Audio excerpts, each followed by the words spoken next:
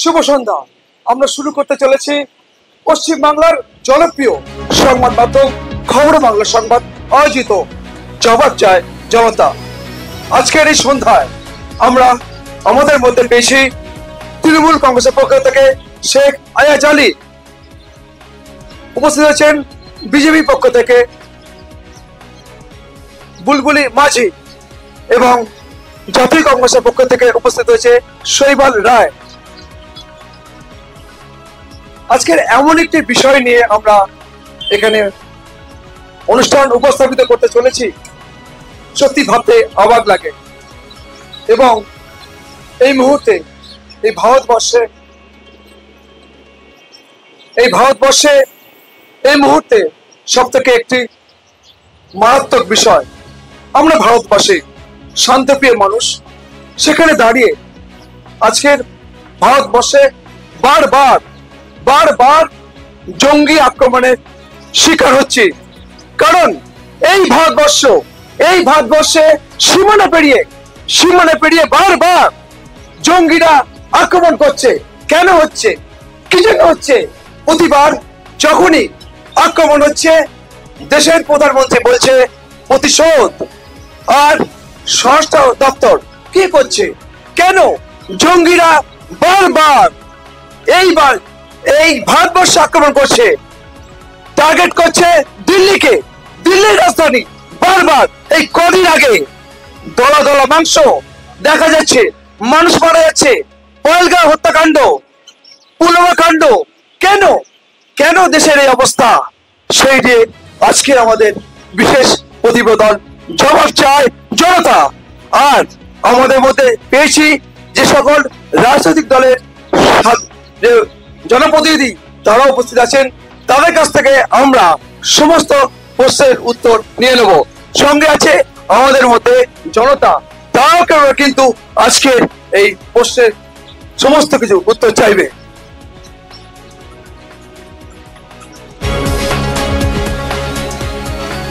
শুরু করছি আজকের প্রশ্ন। প্রথম প্রশ্ন, ভারতবর্ষ বারবার আক্রমণ হচ্ছে জঙ্গিদের দ্বারা এবং সীমানা পেরিয়ে কি করছে দেশের স্বরাষ্ট্র দপ্তর, কি করছে ভারতবর্ষের প্রধানমন্ত্রী? কেন সাধারণ মানুষ নিরাপদ নয়? আপনি আমি এই মুহূর্তে এই বাংলায় কেন সীমানা পেরিয়ে আসছে জঙ্গিরা? কি হবে? কারাই জঙ্গি মদত দিচ্ছে? কেন আসছে? রয়েছে অনেক প্রশ্ন, সাধারণ মানুষের প্রশ্ন। প্রতিবারে জঙ্গি আক্রমণ, আর প্রতিবারে কিন্তু প্রধানমন্ত্রী বলছে প্রতিশোধ। কেন হবে প্রতিশোধ? আমরা চাই না, আমরা চাই জঙ্গি প্রতিহত করতে, অর্থাৎ যাতে জঙ্গি না আসতে পারে। হেঁটে আসছে, গুলি করছে, চলে যাচ্ছে, তারা আসছে, বোম মেরে চলে যাচ্ছে। কেন হবে এই ভারতবর্ষে? এটাই আমাদের শান্তির ভারতবর্ষ। আমরা সাধারণ মানুষ শান্তি চাই, সেটা নিয়ে আজকে আমাদের বিশেষ অনুষ্ঠান। প্রথম প্রশ্ন, ভারতবর্ষ বারবার জঙ্গি আক্রমণ হচ্ছে, স্বরাষ্ট্র কি করছে? প্রধানমন্ত্রী বলছে যে এখানে প্রতিশোধ চাই, পাকিস্তানকে মারতে হবে। বলুন, কি বলবেন? প্রথম কথা হচ্ছে, ভারতবর্ষকে সবাই টার্গেট করে তার একটাই কারণ যে ভারতবর্ষে অনেক মুনাফা হবে, এখানে এসে ব্যবসা করবে, এখান থেকে দখল করবে এবং ভারতীয়রা ভীষণ শান্ত শিষ্ট, সেখানে যদি আক্রমণ করে নিজেদের দখলে আনতে পারে পাকিস্তান। প্রধানমন্ত্রী বলেছে জঙ্গিদের কোমর ভেঙে দিচ্ছে, তারপরেও আক্রমণ কেন? দেখুন, একবার একজনের কোমর ভাঙলে তো আর জঙ্গি বন্ধ হবে না। যতবার জঙ্গি ঢুকবে ততবার দেশের প্রধানমন্ত্রী তাদের কোমর ভেঙে নেবে এবং জবাবটা তার দেশে গিয়েও দেবে, সেখানে গিয়ে তাদের কোমর ভাঙবে, যেটা আমরা দেখেছি কদিন আগে সিন্দুর অভিযান। বারবার সেন্ট্রাল ইন্টেলিজেন্স কি করছে, প্রধানমন্ত্রী কি করছে, স্বরাষ্ট্র কি করছে? কি বলবেন? কারণ স্বরাষ্ট্র অধীনে বড়, কি বলবেন? দেখুন, তারা যে বসে আছে তা তো নয়, কিন্তু জঙ্গি যখন ঢুকছে দায়িত্বটা সবার। সেখানে দেশের প্রধানমন্ত্রী কোনোভাবে যে তাদেরকে প্রশ্রয়, আপনার ঘরের মানুষ আজকে এখানে আমরা খোলামেলা ঘুরে বেড়াচ্ছি, অটো বাস সব জায়গায় ঘুরে বেড়াচ্ছি, মলে যাচ্ছি, আমরা বাজারে যাচ্ছি, নিরাপদ কি সত্যি আছে? কি বলবেন? শুধু কি আমার ভারতবর্ষে হচ্ছে, প্রতিটা দেশে এরকম ঘটনা ঘটছে, তাহলে কি বলবেন আপনি? আমি জানতে চাই জনতার থেকে, আমরা বাংলার বাসিন্দা, আমরা পশ্চিমবঙ্গে থাকি। ভারতবর্ষ কেন আলাদা আছে, শান্তিপ্রিয় দেশ, কেন বারবার দিল্লিকে টার্গেট করে হচ্ছে? আপনি কি বলছেন?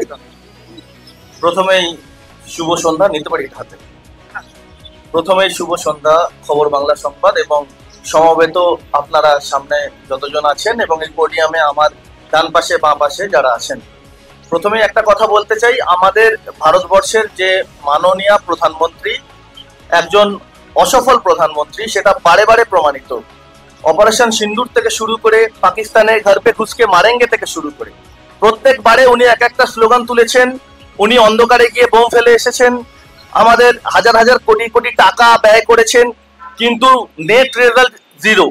পেহেলগাম অ্যাটাক থেকে শুরু করে দিল্লি বম ব্লাস্ট, আজকে তো আমাদের কপাল ভালো যে ওইটা অ্যাক্সিডেন্টালি ওই দিল্লি বম ব্লাস্টটা ওই গাড়িতে দুজনা ছিল, বম ব্লাস্টটা হয়ে গেল বলে।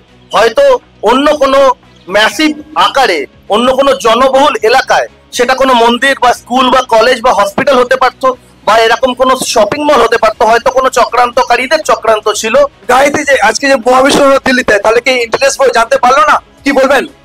একদম ইন্টেলিজেন্স ব্যুরো থেকে শুরু করে স্বরাষ্ট্র দপ্তর থেকে শুরু করে এদের অসফলতা, এরা ইনঅ্যাক্টিভ, এরা শুধুমাত্র ধর্ম নিয়ে হানাহানি করে আজকে দেশটার 12টা বাজিয়ে রেখেছে। একমাত্র বাংলা তার ব্যতিক্রম। মমতা বন্দ্যোপাধ্যায়ের নেতৃত্বে, মমতা বন্দ্যোপাধ্যায়ের আঁচলের তলায় বাংলা সুরক্ষিত, কিন্তু ভারতবর্ষের বুকে আজকে মমতা বন্দ্যোপাধ্যায়ের মতন একজন সুদৃঢ় নেতৃত্ব দরকার। এই প্রধানমন্ত্রী অসফল প্রধানমন্ত্রী। সুরক্ষিত বাংলা বলেছে তৃণমূলের প্রতিনিধি, কি বলবেন? দেখুন, বাংলাতেও বোমা বিস্ফোরণ হয়, ঘরের চাল উড়ে যায়, মানুষের হাত উড়ে যায়, পশ্চিমবঙ্গের গোয়েন্দা দপ্তর ব্যর্থ।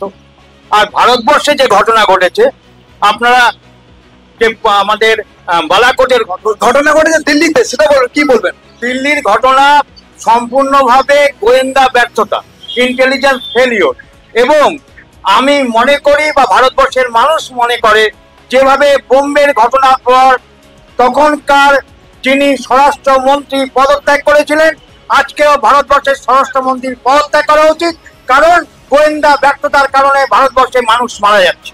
ইন্টেলিজেন্স ফেলো, কি বলবেন? খুব ভালো বললেন আমার পাশের ভাই যে বাংলা আমাদের মুখ্যমন্ত্রীর আঁচলের তলায় সুরক্ষিত।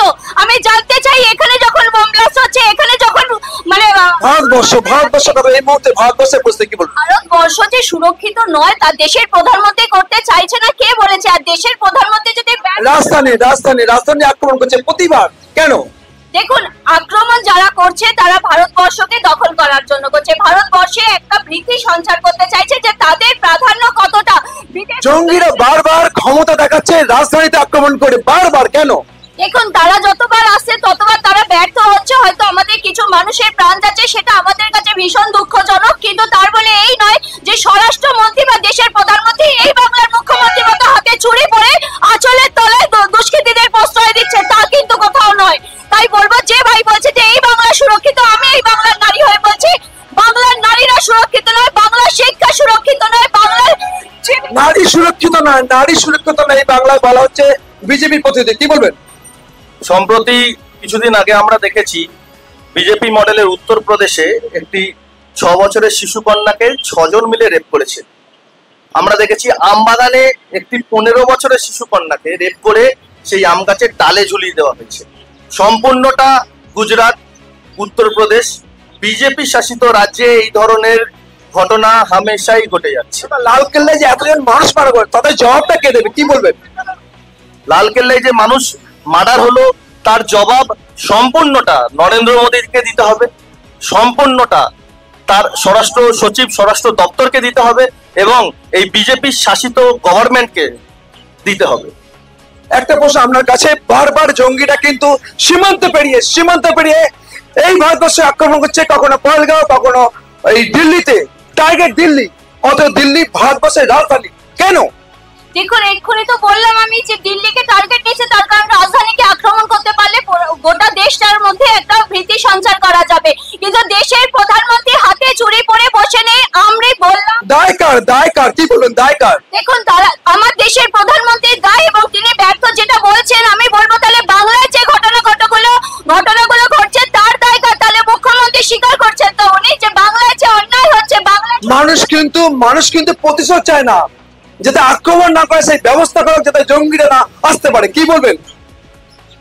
জঙ্গিরা আসতে পারে। দেখুন, আজকে এই যে এসআইআর করছে, এরা বলছে রোহিঙ্গা, এরা বলছে বাংলাদেশি। আরে রোহিঙ্গা বাংলাদেশি তো উড়ে উড়ে পশ্চিমবঙ্গে বা উড়ে উড়ে বিহারে চলে আসবে না।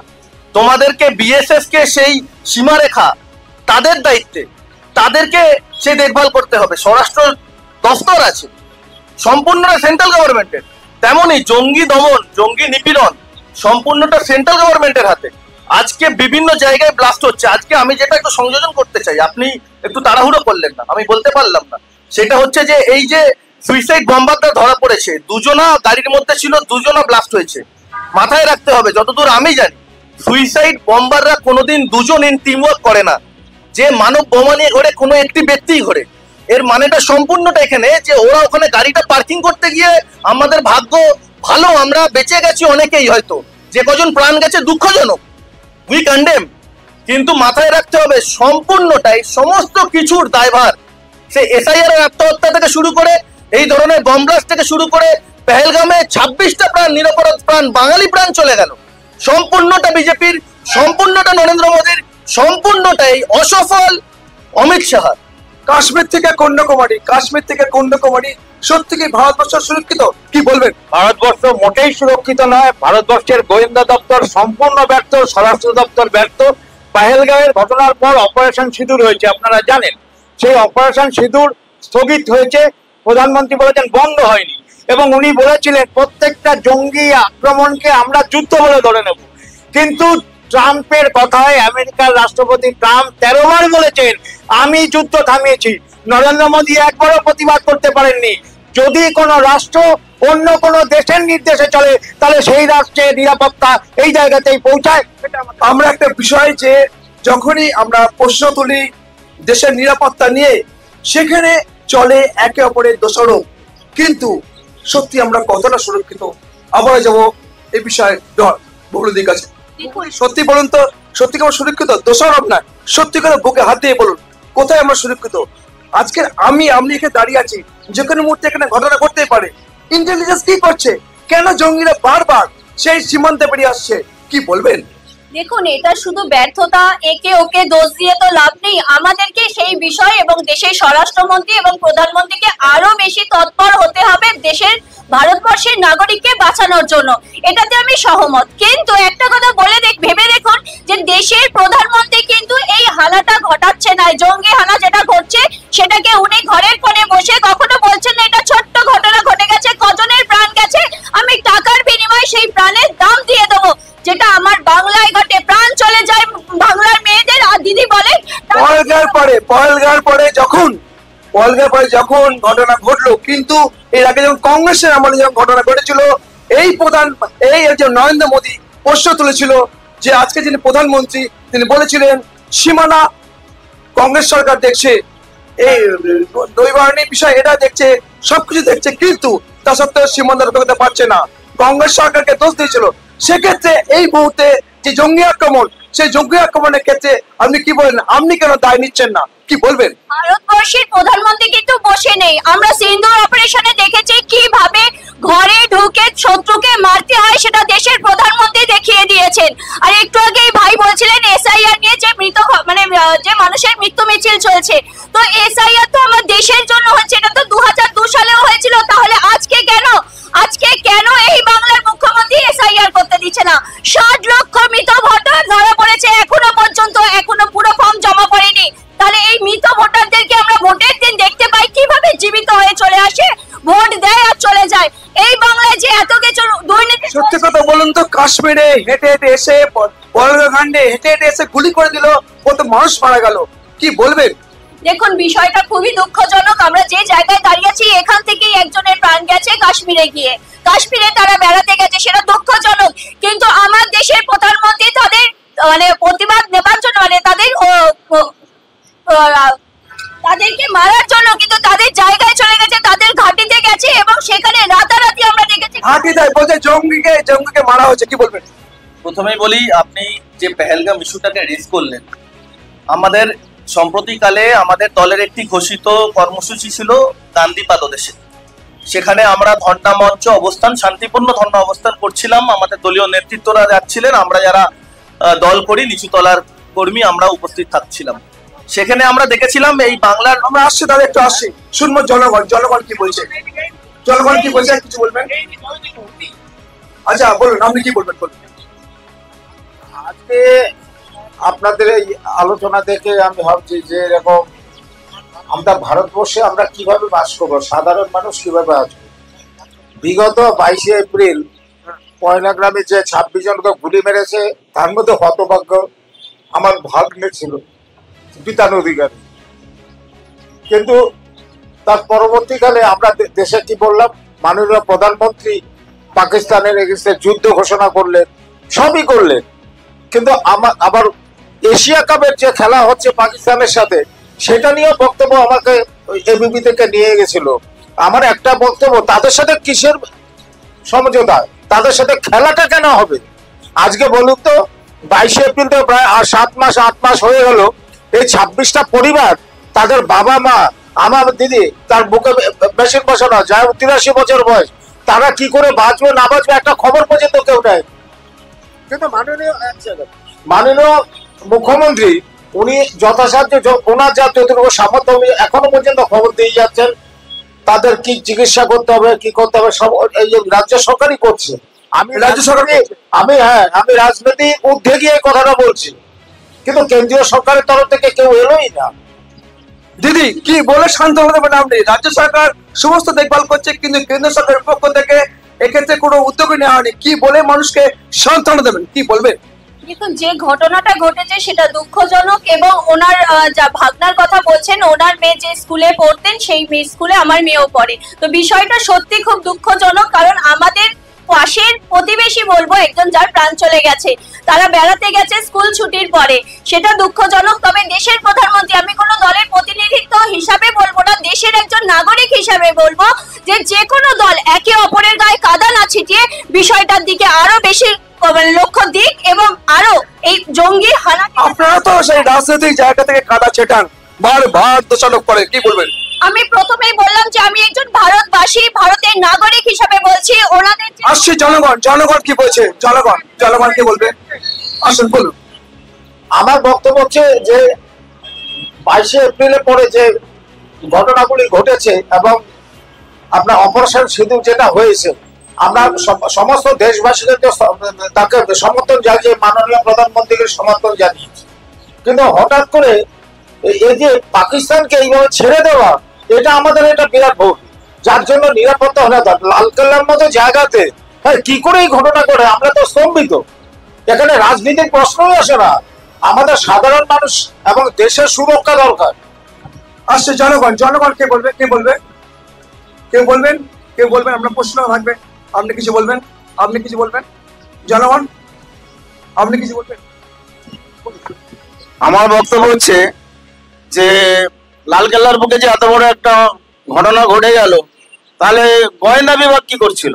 গোয়েন্দা বিভাগ তো কেন্দ্র সরকারের গোয়েন্দা বিভাগ ছিল, তাহলে কেন্দ্র সরকার কি গোয়েন্দা বিভাগের কোনো খবর রাখেনি? গোয়েন্দা বিভাগ কি করছিল? গোয়েন্দা বিভাগের উচিত ছিল এটাকে খবর নিয়ে আগে থেকে অ্যালার্ট করা, যাতে করে এই ঘটনা না ঘটে। এবং আমি চাইবো যে পরবর্তী পর্যায়ে যেন এরকম ঘটনা না ঘটে, গোয়েন্দারা সজাগ থাকুক। মানুষ প্রশ্ন তুলছে ইন্টেলিজেন্সের উপরে, গোয়েন্দা বিভাগের উপরে। প্রতি মুহূর্তে মানুষ প্রশ্ন তুলছে কি করছে স্বরাষ্ট্র দপ্তর, কি করছে গোয়েন্দা বিভাগ। যাবো এনার কাছে, শুনুন কি বলছে সাধারণ মানুষের বক্তব্য। দেখুন, সাধারণ মানুষ যেটা বলছে সেটা কোনো ভুল কথা নয়। গোয়েন্দা বিভাগকে আরো তৎপর হতে হবে, দেশের স্বরাষ্ট্রমন্ত্রী, দেশের প্রধানমন্ত্রীকে আরো তৎপর হতে হবে। অনেকে মেনে নিলেন যে গোয়েন্দা বিভাগ ব্যর্থ। তারা কিন্তু চুরি পরে বসে আছে বা আঁচলের তলায় কাউকে জঙ্গিদেরকে প্রশ্রয় দিচ্ছে, তা কিন্তু নয়। এটা বারবার বলছি, যে ঘটনা ঘটেছে তার জন্য কিন্তু প্রধানমন্ত্রী তাদের দোষী সাব্যস্ত করে তাদের কিন্তু শাস্তি দেওয়ার ব্যবস্থা করছে, যেটা আমার বাংলায় হয় না। এটাই হচ্ছে আমাদের দুঃখের বিষয়। দেশের প্রধানমন্ত্রী তবুও লড়তে যাচ্ছে, পাঠাচ্ছে, গোয়েন্দা বিভাগের ব্যর্থতা। দেশের গোয়েন্দা বিভাগ বলছে যে আরো তৎপর হতে হবে, বলছে বিজেপি। কি বলবেন? কৃতিত্ব যদি নিতে হয় তাহলে দায়ভারও স্বীকার করতে হয়। আমরা দেখেছি পাঠানকোটে বালাকোটের ঘটনার পরে যে ঘটনাই ঘটুন না কেন, তখনকার যিনি রাজ্যপাল ছিলেন সতপাল মালিক প্রশ্ন তুলেছিলেন কেন্দ্রীয় সরকারের ভূমিকা নিয়ে, গোয়েন্দা দপ্তরের ভূমিকা নিয়ে। আপনারা অপারেশন যেটা সিঁদুর হলো, তার আগে পাহেলগাঁওয়ের ঘটনায় হেঁটে হেঁটে চলে এলো জঙ্গিরা, কোথায় চলে গেল? গোয়েন্দা দপ্তরের ব্যর্থতা। এবং এই যে ঘটনা ঘটেছে দিল্লিতে, এটাও গোয়েন্দা দপ্তরের ব্যর্থতা। নরেন্দ্র মোদী একদিন কংগ্রেস আমলে 2008 সালে বোম্বে বোমা বিস্ফোরণের পর কেন্দ্রীয় সরকারের ব্যর্থতা বলেছিলেন, তখন কেন্দ্রের স্বরাষ্ট্রমন্ত্রী শিবরাজ পাটিল পদত্যাগ করেছিলেন। আজকে কেন দায়িত্ব নিয়ে অমিত শাহ পদত্যাগ করবেন না, তার উত্তর দিন ওনার কাছে। কি বলবেন? গোয়েন্দা ব্যর্থতা বা তৎপর হওয়া উচিত দিদি বলছেন, কি বলবেন? একদম, আমি যেখানে ছিলাম আপনি ওই জেঠু মশাইয়ের বক্তব্য নিতে চলে গেলেন। একদম আপনার উনি যে ছিলেন উনি এখানে কান্নায় ভেঙে পড়লেন। আমরা তৃণমূল কংগ্রেস সর্বদা তার পাশে আছি এবং উনি স্বীকারও করলেন এবং আপনারাও শুনলেন, আমরাও শুনলাম। যেটা বলছিলাম, গান্ধী মূর্তির পাদদেশে আমরা দেখেছিলাম 200 জন সেনা জওয়ান এসে আমাদের প্যান্ডেলটা খুলে দিয়েছিল ওই দিন। পেহেলগামে ওই দিন সকালে যদি 20 জন সেনা জওয়ান থাকতো, 26টা নিরপরাধ প্রাণ এরকম ভাবে মাটিতে লুটিয়ে পড়তো না। এর দায় নরেন্দ্র মোদীর, এর দায় অমিত শাহ। এবং বারবার বলছি, আমরা যারা জনগণ আছি, আমরা যারা ভোটের দিনে সকালে উঠে ভোটটা দিই, এই জিনিসগুলো মাথায় রেখে ভোটটা দেবেন। এই ধরনের স্বৈরাচারী, এই ধরনের বিজেপি, এই ধরনের নরেন্দ্র মোদী, এই ধরনের স্বৈরাচারী ধর্ম নিয়ে হানাহানি করা এই রাজনৈতিক দলকে বাংলায় একটি আসনও দেবেন না, একটি আসনও দেবেন না। এবং সম্পূর্ণটা দায়ভার এই বিজেপিকে নিতে হবে, এই শুভেন্দু অধিকারীদের মতন নেতাদের নিতে হবে। দিন রাত আসছে একটাই বিষয় যে বলছে যে যে বাংলায় যখন শাসক গোষ্ঠী একটা অনুষ্ঠান করছে, সেখানে সেনাবাহিনী এসে প্যান্ডেল খুলে দিচ্ছে, কিন্তু পহেলগাঁওতে সেখানে সেনাবাহিনী ছিল না, নিরাপত্তা অভাব। কি বলবেন? একটা কথা ভেবে দেখুন, এই যে প্রতিরক্ষার দায়িত্বে যারা রয়েছে তারা ভীষণ শৃঙ্খলা পরায়ণ, তাদের টাইম এবং তাদের সময় তারা ঠিক মেনটেন করে, কখন উঠতে হবে কখন শুতে হবে। আমার বাংলার মুখ্যমন্ত্রী তিনি যদি 1 তারিখ পর্যন্ত মানে যে সময়টা উনি ধার্য করেছিলেন, যে সময়টা নিয়েছিলেন, তারপরে যদি 1 মাস ধরে ওখানে প্যান্ডেল টাঙিয়ে রেখে দেয়, তাহলে সেই প্যান্ডেল খুলে দেওয়ার অধিকার প্রতিরক্ষা দপ্তরের রয়েছে এবং তারা যেটা করেছে একদম ঠিক কাজ করেছে। আমরা বাংলা বিরোধী দল হিসাবে এখানে একটা মিছিল করার বলতে মানুষকে বাঁচার দায়িত্ব কি প্রতিরক্ষা মন্ত্রী নেই, শুধু কি প্যান্ডেল করার দায়িত্ব? কি বলবেন? আপনি আমার কথাটা পুরো শেষ করতে দিলেন না। আজকে আপনি এখানে প্রোগ্রাম করছেন পুলিশের পারমিশন নিয়ে, তবে আপনাকে করতে হচ্ছে। আমরা দেখতে পাই, আমরা বিরোধী দল যখন কোনো প্রোগ্রাম করব বলি, তখন এই বর্তমান পুলিশ ওই চটির আশ্রয় থেকে যখন আমাদেরকে সেই প্রোগ্রামের দেন না, পারমিশন দেন না, কিন্তু সেখানে মুখ্যমন্ত্রী কি করে ভুলে গেলেন যে ওনার তো টাইমটা 31 তারিখ পর্যন্ত ছিল, 1 তারিখে কেন প্যান্ডেলটা খুলে দেবে না? উনি ওটা একটা নোংরা রাজনীতি করছেন। এবং উনি বলেছেন 1 মিনিট, উনি বলেছেন 200 জন প্রতিরক্ষা নাকি ওনাকে দেখে থরথর করে পালিয়ে গেছে। যে মানে যারা আমাদের জন্য, দেশের রক্ষা করার জন্য রাত দিন এক করে বৃষ্টি ঝড় মাথায় নিয়ে ওখানে লড়াই করছে, রক্ষা করছে, কিন্তু জঙ্গিরা আসছে কোত্থেকে? জঙ্গিরা কেন বারবার ধরে ভাত বসা কোন করছে? আপনি বারবার একটা কথা বলছেন, আমি একই কথা আপনাকে বলছি যে সেই বিষয়ে অবশ্যই তৎপর হওয়া উচিত। কিন্তু আমার বাংলার প্রতিরক্ষা যারা দায়িত্ব নিয়ে রেখেছে, যারা মিলিটারি ওখানে কাজ করছে, তাদের কাজ নিয়ে কিন্তু আমরা প্রশ্ন তুলতে পারি না, কারণ আমরা রাতে ঘুমাতে পারছি তাদের জন্য, তারা রাত্রিটা ওখানে জাগছে বলে, আজকে তারা ওখানে পাহারা দিচ্ছে বলে আমার দেশ অনেকটা সুরক্ষিত। আজকে যে ঘটনাগুলো ঘটছে, কি বলবেন? সে বলে কি বলবেন? বিজেপির প্রতিনিধি ঠিকই বলেছেন, আমাদের সেনাবাহিনী খুব সুশৃঙ্খল, তারা খুব পারদর্শী, তা নিয়ে আমাদের কোনো সন্দেহ নেই। কিন্তু পেহেলগাঁওয়ের ঘটনার দিন ওখানে সেনাবাহিনী উইথড্র হয়ে গেল কার নির্দেশে, কার অনুমতিতে, সেটা আমাদের জানতে হবে, এটা তদন্ত হওয়া দরকার। অমিত শাহকে জবাব দিতে হবে কেন সেখান থেকে সেনাবাহিনী। কি বলবেন?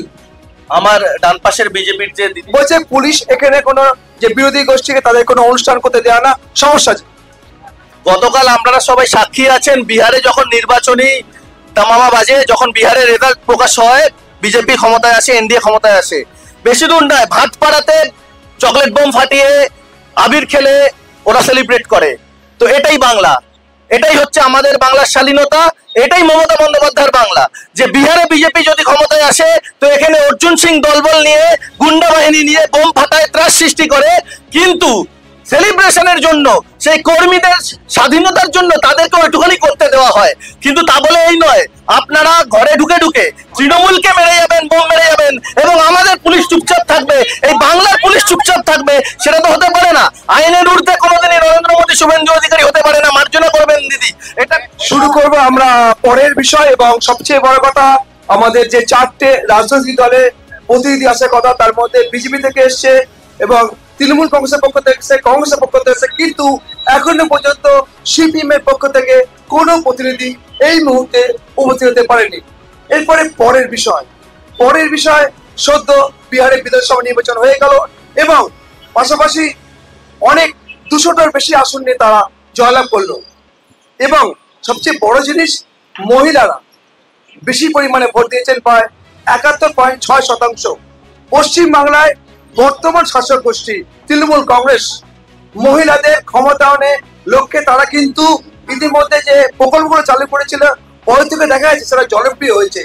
বিহারের ক্ষেত্রে কিন্তু নীতিশ বাবু সেই একই বিষয়ের উপরে বিষয়টা নিয়ে এগিয়েছে এবং অ্যাপ্লাই করেছে। কি বলবেন ডলিদি? একটা কথা দেখুন, বাংলার মুখ্যমন্ত্রী একজন মহিলা ভোটার কত আমাদের এটা জানতে হবে, কত মহিলা ভোট দেয়। বিহারে কিন্তু মহিলা ভোটারের সংখ্যা কিন্তু প্রচুর হয়েছে, তার কারণ তারা চেয়েছে ভাতায় নয়, স্বামীর সংসারে ওই 1000 টাকা দিয়ে নয়, তারা চেয়েছে যে আমরা স্বনির্ভর হব এবং ডবল ইঞ্জিন সরকার নেব, ডবল ইঞ্জিন সরকারের থেকে আমরা আমাদের অধিকার ফিরিয়ে নেব, যেটা আমার বাংলায় মুখ্যমন্ত্রী বারবার বলেন। একজন মহিলা মুখ্যমন্ত্রী হয়ে মহিলাদেরকে বলেছেন 8টার পরে বাইরে বেরোবেন না। আপনাদের এই প্রোগ্রামটা কোথাও তো মনে হয়েছে যে পশ্চিমবাংলে যে মডেল অনুসরণ করছে অন্যান্য রাজ্য, সেই মহিলাদের ক্ষমতা, সেই মহিলাদের পাইয়ে দেওয়ার বিষয়টা মহিলার সুবিধা পাচ্ছে। আমার বাংলার শিক্ষা কোথায়? আমার বাংলার মহিলাদের মর্যাদা কোথায়? শুধুই কি ভাতাতে রয়েছে মহিলাদের মর্যাদা? মহিলারা 8টার পরে রাস্তায় বেরোতে পারবে না। আপনাদের যে সাংবাদিকরা রাত্রিবেলা যাচ্ছে তাদের নিরাপত্তা কে দেয়? আমার বাংলার মুখ্যমন্ত্রীর দেওয়ার ক্ষমতা আছে, তিনি পরিষ্কার ভাষায় বলে দিয়েছেন 8টার পরে মহিলারা রাস্তায় বেরোবে না। কেন? আমরা কি বাংলার মুখ্যমন্ত্রীকে এনেছিলাম এই বাংলায় মুখ করে যে আমরা 8টার পরে ঘরে থাকবো বলে? আমি বলিনি যে রাত্রি 12টার সময় উচ্ছৃঙ্খল হয়ে মহিলাদের বেরোতে হবে। সেটা কি মনে হচ্ছে না যে Bengal things today, India things tomorrow? বলবেন। প্রথমেই বলে দিই যে বিহারে টোটাল 7,42,00,000 ভোটার, আর ভোট দিয়েছেন 7,45,00,000। তো 3 লক্ষটা কোথায় থেকে এলো? আপনারা কোথায় থেকে আনলেন? এই জবাবটা কে দেবে? প্রথমে এটা বলে দিই।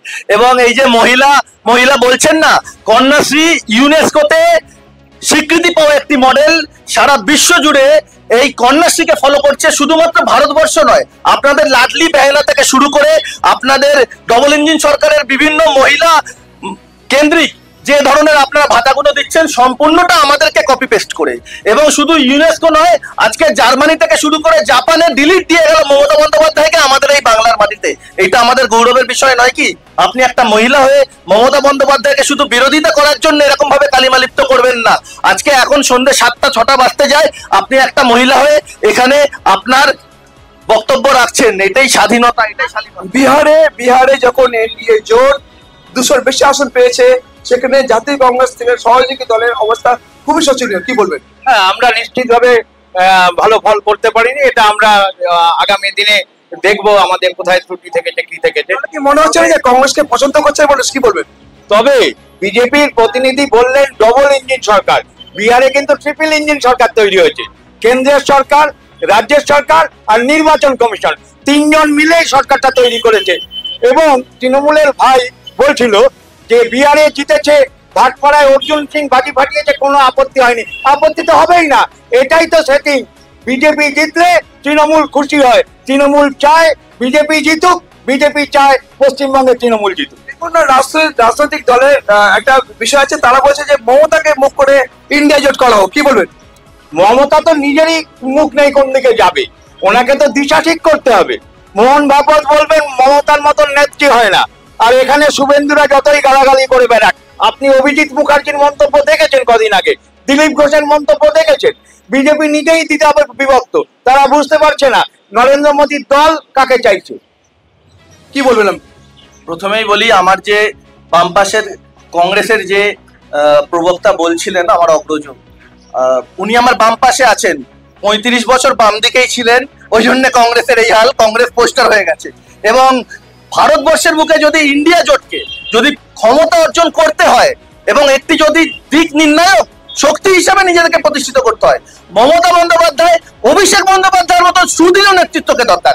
এইরকম একটা কথা বলি যে রাহুল গান্ধীকে কংগ্রেসে মুখ করা বলে কিন্তু ভোটে শোচনীয় হার। কি বলবেন? প্রত্যেকবারই দেখা গেছে। না না, সেরকম ব্যাপার নয়। আমরা এখানে তো প্রধান বিরোধী দল নই, আমরা কারোর সাথে জোট করে করেছি।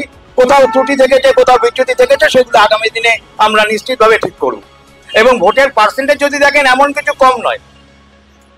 একটা কথা বলি যে বিহারে যে ভোট হয়েছে, দিদি, বিহারে যে ভোট হয়েছে, সেই ভোটে দেখা গেছে যে পিকেট দল কোনো আসন পায়নি, ভোট সেরকম একটা পায়নি, কিন্তু বিজেপির পরে কিন্তু তার খরচা অনেক বেশি ভোটে দেখা গেছে। কোথাও কি মনে হয়নি সে ভোট কাটতে রাস্তায় নেমেছে? কি বলবেন? একটা কথা ভেবে দেখুন, যে বিহারে নিজের রাজ্যে জিততে পারে না, তাকে এই বাংলার জনগণের 500 কোটি টাকা দিয়ে নেওয়া হয়েছিল যাতে মসনদে বসা যায়। তাকে তো আমার প্রশ্ন যে পিকে কি ভোট কাটতে রাস্তায় নামানো হচ্ছে রাজনৈতিক ময়দানে, কিন্তু খরচা প্রচুর করেছে, কংগ্রেসের থেকে করে বেশি থেকে করেছে, বিজেপির প্রায় সমান সমান। কি বলবেন? দেখুন, আমি ওটাই আপনাকে বোঝাতে চাইছি, যাকে নিয়ে এসে এখানে দেখানো হলো, যে বৈতরণী পার করলো, সে আমার বাংলার জনগণের 500 কোটি টাকা নিয়ে কি ওখানে প্রচার করলো, নিজে জিততে পারলো না। এর থেকে লজ্জা কিছু হয় না, কারণ তিনি কদিন আগে সংবাদ মাধ্যমে বলেছিলেন যে ওরা যদি কতটা আসনের ওপরে উঠে যায় তাহলে আমি রাজনীতি ছেড়ে দেবো। আজকে আমি পিকে প্রসাদ আপনাদের মাধ্যমে সেই পিকে প্রসাদকে জানতে চাই, যে বাংলার বৈতরণী পার করার জন্য 500 কোটি টাকা নিয়েছিল, সে কি আজ রাজনীতি ছেড়ে দেবে? আর এই যে পাপ্পর কথা বলছেন বা যার কথাই বলুন না কেন, এই বাংলা জিরো থেকে হিরো হওয়া নেতাদের কথা বলুন না কেন, তারা কারো ছত্র ছায়ায় বড় হচ্ছে। আর শুভেন্দু অধিকারীর কথা যারা আলোচনা করে তাদের বোঝা উচিত, তারা আজকে নতুন তাদের মাথা কিন্তু তাদের পিতা কিন্তু তারাই ছিলেন। আজকে চলে আসতেই শুভেন্দু অধিকারীর সমস্ত দোষ এদের চোখে পড়ছে। তাহলে এই বাংলায় যখন বাংলা করতে, বাংলার মসনদে বসতে তিনি দায়িত্বে ছিলেন। শুভেন্দু অধিকারী কি বলবেন? প্রথম কথা, আপনি যে নামটা নিচ্ছেন বলে দিই, এটা একটি ওয়াশিং মেশিনে ধুলা হওয়া নেতা, তো এর বিষয়ে আমাদের কিছু বলবো না। আর দিদির কাছে হয়তো ডেটা নেই, প্রশান্ত কিশোরের সঙ্গে সর্বপ্রথম কাজ গুজরাটে নরেন্দ্র মোদী করেছিলেন। দর্শক আছেন, কি বলবেন? দর্শক কে আছেন, কিছু বলবেন? আপনি কিছু বলবেন? আপনি কি বলবো? ঠিক আছে, উনি যেটা বলছেন একদম ঠিক। এই প্রশান্ত কিশোরকে প্রথম নরেন্দ্র মোদী নিয়ে এসেছিলেন গুজরাটে তাদের ভোট বাড়ানোর জন্য, এবং সেই তাহলে আজকে বাংলার কেন বদনাম হচ্ছে? আজকে পিকে কে বাংলা নিয়ে এসেছিল বলে তার বদনাম হবে? তাহলে নরেন্দ্র মোদী বদনাম তো আগে করা উচিত, আগে তো নরেন্দ্র মোদীর বিচার হবে, তারপরে তো আমাদের কথা পরে আসছে। দিদি আপনার কাছে প্রশ্ন, কি বলছেন? আমি বাংলায় থাকি, বাংলার জল খাই, বাংলার কথা বলি। বাংলায় আমার টাকা চলে যাচ্ছে অন্যের হাতে। আমি আলোচনা করব গুজরাট নিয়ে, আমি আলোচনা করব মধ্যপ্রদেশ নিয়ে। আমার বাংলার মহিলারা সুরক্ষিত, কোথায় জবাব দিতে হবে এই বাংলার মুখ্যমন্ত্রীকে, কারণ তাকে বাংলার মানুষ মহিলা হিসেবে আগে প্রাধান্য দিয়েছে। যে সময় 34 বছরের সিপিএম সরকার চাকরি খেয়ে নিয়েছিল, ইংরেজি শিক্ষা খেয়ে নিয়েছিল, আজকে তাকে সরিয়ে বাংলার মানুষ তাকে এনেছে। আজকে বলুন তো, আমার বাংলার শিক্ষা ব্যবস্থা কি বেহাল অবস্থা। আমরা দাঁড়িয়ে আছি বেহালা পশ্চিমে, সেই জায়গায় যেখান থেকে আমরা শিক্ষামন্ত্রীকে জেলে যেতে দেখেছি। আবার ফিরে আসছে বাংলার মহিলারা, কিছু মহিলারা যারা ভাতায় খুশি হয়ে। শিক্ষামন্ত্রীর কথা বলে দিদি, শিক্ষামন্ত্রী 3 বছর 3 মাস বেহালা পশ্চিমের বিধায়ক পার্থ চট্টোপাধ্যায় তিনি জেল থেকে বেরিয়েছেন, এবং আমরা দেখেছি টেলিভিশনে, খবরের কাগজে বড় বড় ছবি, তার বান্ধবীর ঘর থেকে প্রচুর টাকা পাওয়া গেছে, সোনাদানা পাওয়া গেছে। তারপরেও প্রশ্ন থেকে যায়, আদালত কি জানে না সেই টাকার ফুটেজ? সিবিআই জানে না সেই টাকার ফুটেজ? ইডি জানে না সেই টাকার ফুটেজ? তাহলে প্রমাণ করতে পারেনি কেন এখনো পর্যন্ত? কি করে সেই তাদের এই আদালত ছেড়ে দিল? দোষী সাব্যস্ত করতে পারেনি। ইডি কি করছে, সিবিআই কি করছে? অথচ এই রাজ্যের বিরোধী দল নেতা বলছে, আমরা যদি ক্ষমতায় আসি তাহলে কিন্তু পার্থবাবুকে জেলে পড়াবো, পার্থবাবুকে জেলে দেবো। কি তাহলে কি মেনে নিতে হবে আদালতের ওপরেও বিজেপি? কি বলবেন? দেখুন, আদালতের ওপরে বিজেপি নয়, কারণ আইন সকলের ওপরে। পার্থ চট্টোপাধ্যায় তাহলে কি করে বিরোধী দল বলছে যে আমরা ক্ষমতালে জেলে ঢোকাবো, অথচ আদালত এবং ইডি সিবিআই সেটা পূরণ করতে পারছে না, বা এখন যদি বিচার্য বিষয়? কি বলবেন? আদালত বা ইডি সিবিআই কিন্তু ওনাকে পুরো দোষী নির্দোষ বলে কিন্তু ছেড়ে দেয়নি। অনেকগুলো কেস রয়েছে, তার মধ্যে থেকে কয়েকটাতে উনি জামিন পেয়েছেন, এবং বাংলার সেই মহিলা এবং বাংলার কিছু ভাই যারা জামিন কেন দিল? হয়তো অনেকগুলো কেসের মধ্যে থেকে হয়তো তার কিছু প্রমাণ পায়নি বলে দিয়েছে, কিন্তু টাকার সন্ধান যে পেয়েছে তার প্রমাণ আজকে কিন্তু হয়নি, তার বিচার কিন্তু এখনো হয়নি। পার্থবাবু যদি দোষ করতো তাহলে তার সাজা পেত, তাকে তো আরো জেলে রাখতো, শুধু জিজ্ঞাসাবাদের নামে বছর বছর তাকে জেলে রেখেছে। কি বলবেন? আচ্ছা, আমার এই পাশের ভাই অনেকক্ষণ ধরে অনেক কথা বলছেন, দিদি সম্বন্ধে বলছেন, আমিও বাংলার মুখ্যমন্ত্রী সম্বন্ধে কোনো খারাপ কথা বলি না, কিন্তু যে পার্থ চট্টোপাধ্যায় আজকে বেরিয়ে এলেন 3 বছর 3 মাস জেল খেটে, তিনি এসে বলেছেন প্রতিটা হিসাব ওই তালির চাল জানে। এর ইঙ্গিত কাকে দিচ্ছেন? দিদিমণিকে? হিসাবের কথা বলছে, কি বলবেন?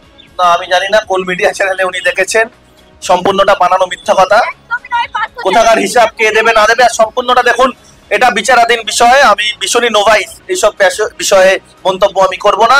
আমাদের দল এখনো 2 বছর 7 মাস তার বাকি সাসপেনশন উঠতে, তার ব্যক্তিগত জীবনেও আমি উকি ঝুঁকি মারবো না, কারণ বিচারাধীন বিষয়ে সেখানে কোনো মন্তব্য করবো না। শুধু এইটুখানি বলতে চাই, আপনারা বাংলা এবং বাঙালি বলছেন, এই সম্প্রতি আজকেই গতকাল ঘটে গেছে আপনাদেরই মধ্যপ্রদেশের যে উচ্চ শিক্ষা দপ্তরের যে মন্ত্রী রাজা রামমোহন রায়কে বলেছেন উনি নাকি এজেন্ট ছিলেন ইংরেজদের, বিজেপির দালাল ছিলেন। আমাদের এখানে জানি বিগত দিনে এই ধরনের ঘটনা আছে, ঈশ্বরচন্দ্র বিদ্যাসাগরের মূর্তি ভাঙা হয়েছে।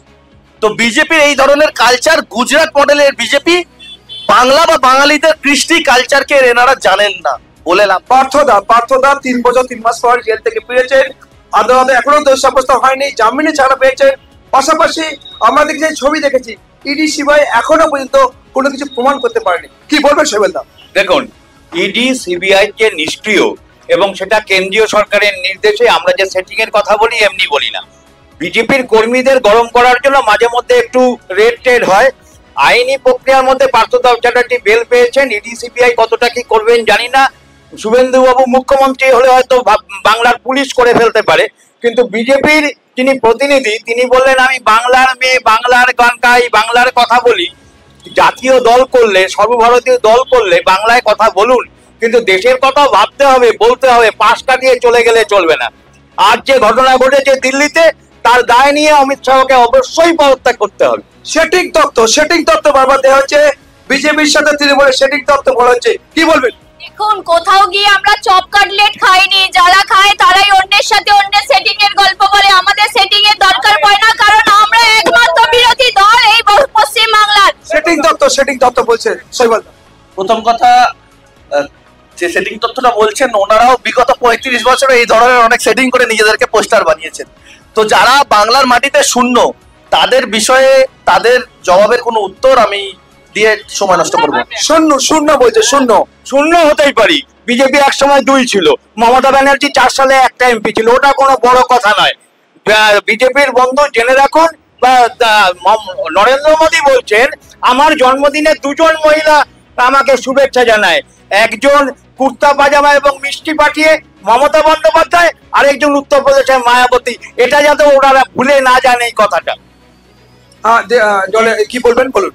কে কার সাথে সৌজন্য সাক্ষাৎ দেখাবে এটা তাদের ব্যাপার। 1 নম্বর, আপনার জন্মদিনে আসতে পারে কোনো বিদেশ থেকে একটা জামা, সে আপনাকে দাদা বলে শুভেচ্ছা দিল, তার মানে এই না যে আপনার সাথে তার রক্তের সম্পর্ক, অথবা আপনি তার সমস্ত ভুলটাকে ঠিক বলে মাথা নত করে মেনে নেবেন। সাধারণ মানুষ কি বলবেন? সাধারণ মানুষ কেউ আছেন কিছু বলবেন? সাধারণ মানুষ আপনি কিছু বলবেন?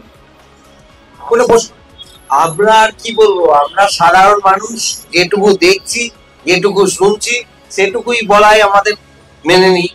এখানে আমাদের কোনো মন্তব্য না করাই ভালো। আপনি কিছু বলবেন? আপনি সাধারণ মানুষ কিন্তু তাদের উত্তর পেয়ে গেছে আজকের এই সন্ধ্যাকালীন অনুষ্ঠানে। আমাদেরও সীমিত সময়, কারণ প্রশাসনকে আমরা জানিয়েছি আমরা সঠিক সময় আমাদের খবর বাংলা সংবাদ আয়োজিত যে জনপ্রিয় অনুষ্ঠান জবাবটাই জনতা সঠিক সময় শেষ করব। সেই সন্ধিক্ষণে বলবো, তর্ক থাকুক, সবকিছু থাকুক, পরিশেষে একটাই কথা বলবো, কাজ করব মানুষের জন্য। আপনাদেরও বলবো থাকুন মানুষের পাশে। শেষ করছে এই মুহূর্তে আমাদের অনুষ্ঠান জবাবটাই জনতা। নমস্কার।